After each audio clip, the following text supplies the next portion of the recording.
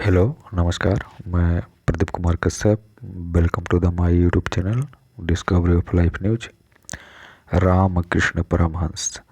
रामकृष्ण परमहंस भारत के एक महान संत, आध्यात्मिक गुरु एवं विचारक थे।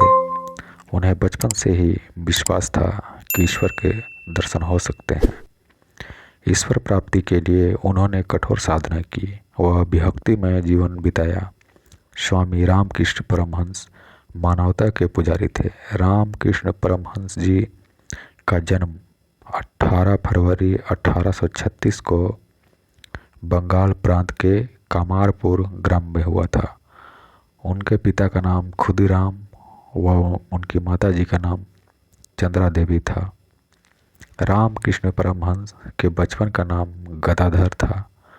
आर्थिक कठिनाइयों के कारण उन्हें अपने बड़े भाई राम कुमार चट्टोपाध्याय जी के साथ कलकत्ता आ गए। 1855 में रामकृष्ण परमहंस के बड़े भाई राम कुमार चट्टोपाध्याय जी को कलकत्ता के दक्षिणेश्वर काली मंदिर, जो कि रानी रासमणी द्वारा बनवाया गया था, के मुख्य पुजारी के रूप में नियुक्त किया गया।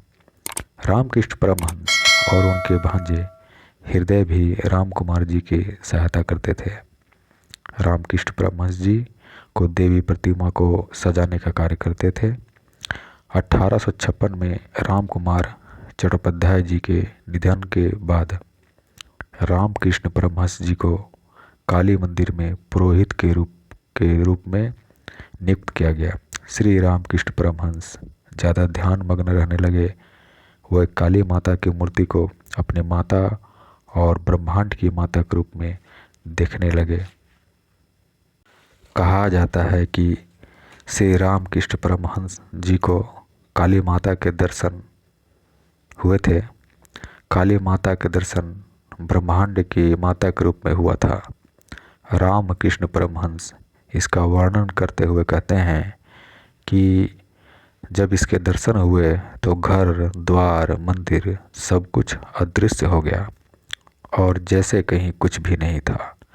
मैंने एक अनंत तीर विहीन आलोक सागर को देखा। वह चेतना का सागर था। जिस दिशा में भी मैंने दूर तक जहाँ भी देखा, बस उस उज्जवल रोशनी की लहरें दिखाई दे रही थी, जो कि एक के बाद एक मेरी तरफ आ रही थी। भगवान श्री रामकृष्ण परमहंस जी का विवाह। अफवाह फैल गई थी कि दक्षिणेश्वर मंदिर में आध्यात्मिक साधना के कारण श्री रामकृष्ण परमहंस जी का मानसिक संतुलन खराब हो गया।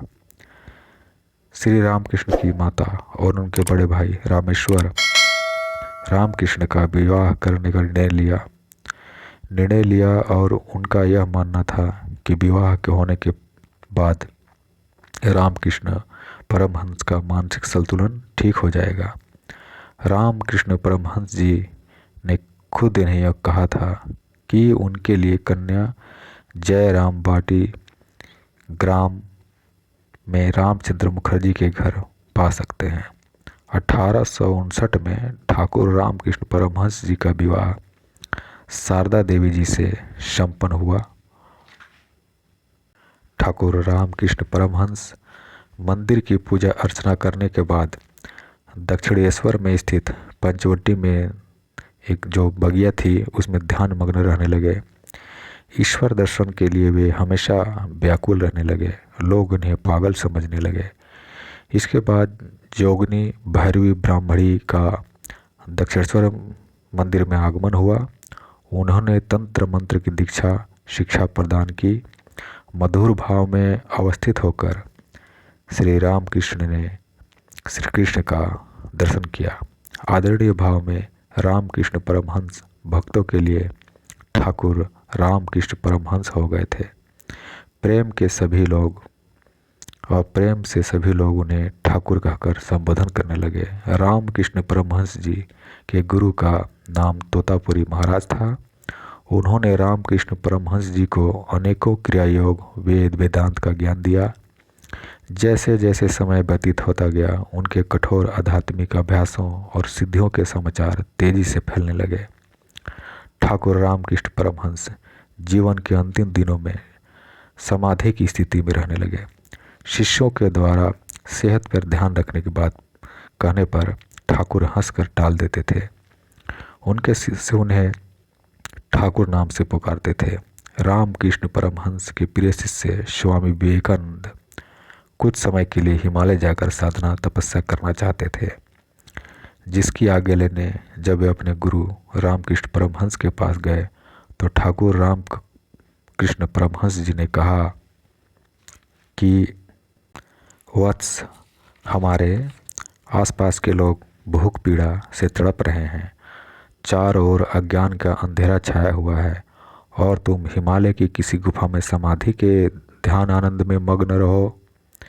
क्या तुम्हारी आत्मा स्वीकार करेगी? गुरु के वचनों को सुनकर श्री स्वामी विवेकानंद जी दरिद्र नारायण की सेवा में लग गए। रामकृष्ण परमहंस महान योगी, उच्च कोटि के साधक व विचारक थे। ठाकुर रामकृष्ण परमहंस जी के गले के सूजन को डॉक्टरों ने कैंसर बताकर ध्यान व वार्तालाप से मना किया, तब भी वे मुस्कुराए और मुस्कुराते हुए कुछ नहीं बोलते थे। चिकित्सा कराने से रोकने पर भी विवेकानंद उनका इलाज कराते रहे। डॉक्टरी कराने के बावजूद भी उनका स्वास्थ्य बिगड़ता ही गया। सन 1886 ईस्वी में श्रावणी पूर्णिमा के अगले दिन को प्रातःकाल रामकृष्ण परमहंस जी ने देह त्याग दिया। श्री रामकृष्ण परमहंस इस नश्वर देह को त्याग कर महासमाधि में लीन हो गए। ठाकुर रामकृष्ण परमहंस हमेशा कहा करते थे कि यदि आत्मज्ञान प्राप्त करने की इच्छा रखते हो तो अहम भाव को त्याग दो, आत्मज्ञान की प्राप्ति होगी। आत्मज्ञान प्राप्ति के बाद ही ब्रह्म को पहचाना जा सकता है। तो मेरे चैनल के माध्यम से दिया हुआ जानकारी अगर आपको पसंद आवे तो प्लीज़ लाइक करें, सब्सक्राइब करें, कमेंट करें। धन्यवाद।